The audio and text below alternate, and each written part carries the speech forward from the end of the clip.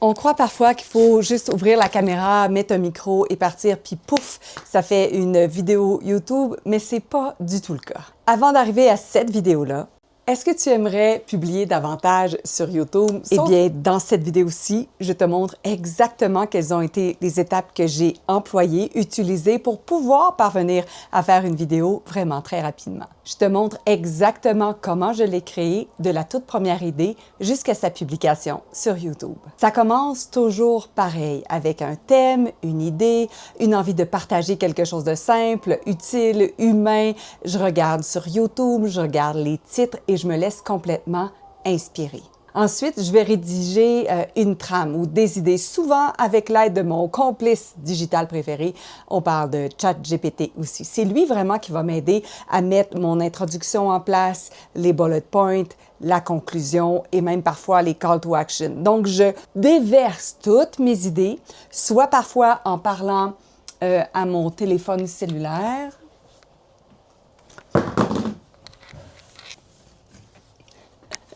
soit parfois en laissant simplement un message en disant « Hey, je suis en train de faire une vidéo sur le making-of d'une vidéo, j'aimerais ça avoir tes idées de comment je pourrais peut-être faire le titre, la vignette et quelles sont les étapes que je pourrais dévoiler pour que ce soit vraiment hyper facile. » La plupart du temps, là, avant même d'avoir ouvert la bouche puis ouvert la caméra surtout, j'ai parlé à ChatGPT pour téléverser toutes mes idées parce que je veux que ça soit vraiment mon énergie, mes mots, mon intention avec laquelle il va travailler.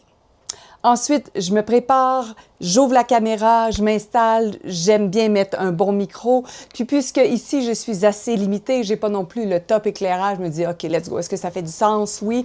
Des fois, je vais aller voir dehors si c'est possible, si c'est joli. Là, aujourd'hui, le soleil était beaucoup trop élevé, donc j'avais de l'éclairage qui était vraiment archi-laid. Je me suis dit « OK, on rentre en dedans, puis c'est tout. On fait la vidéo, je me casse pas la tête. De toute façon, je suis vraiment pas un magazine de décoration. » J'adore filmer en méthode Oui Sophie, hein? Je l'ai expliqué dans la vidéo précédente. Si tu ne l'as pas vue, elle est juste ici ou le lien est dans la description.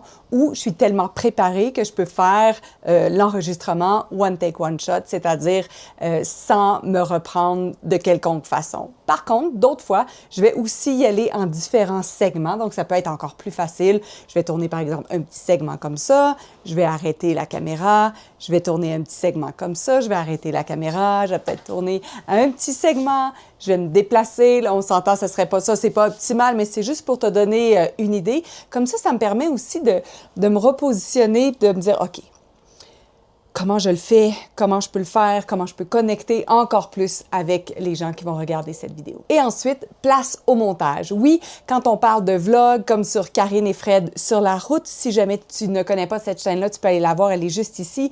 Mais c'est sûr que le montage est très long. On parle de 4 heures, 5 heures, 6 heures de montage seulement parce que c'est un vlog. Je prends des vidéos et puis je fais un montage qui est vraiment plus poussé. Mais autrement, avec CapCut, c'est hyper facile. Les vidéos que je fais sur cette chaîne-là, puisqu'ils sont en mode éducatif, en mode échange, en mode tête parlante, les connaissances sont très de base. C'est pas difficile. Peut-être déjà que tu es capable de le faire. Je n'aime pas du tout monter sur CapCut avec mon téléphone.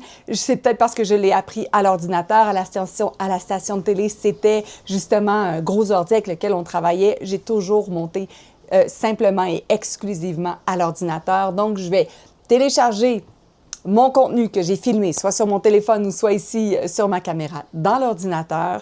Je vais ouvrir CapCut et je vais faire un tout petit peu de nettoyage. Couper-coller. That's it.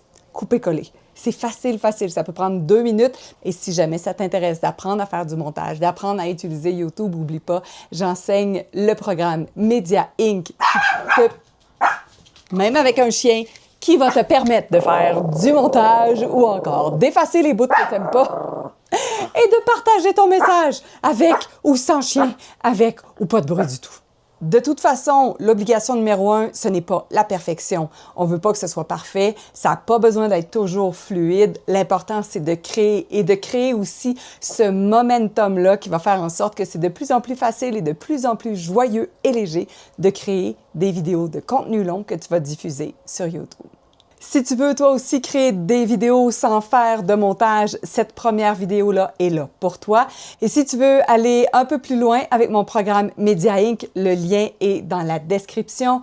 Tu es un média et ce making of-là est là pour te le rappeler.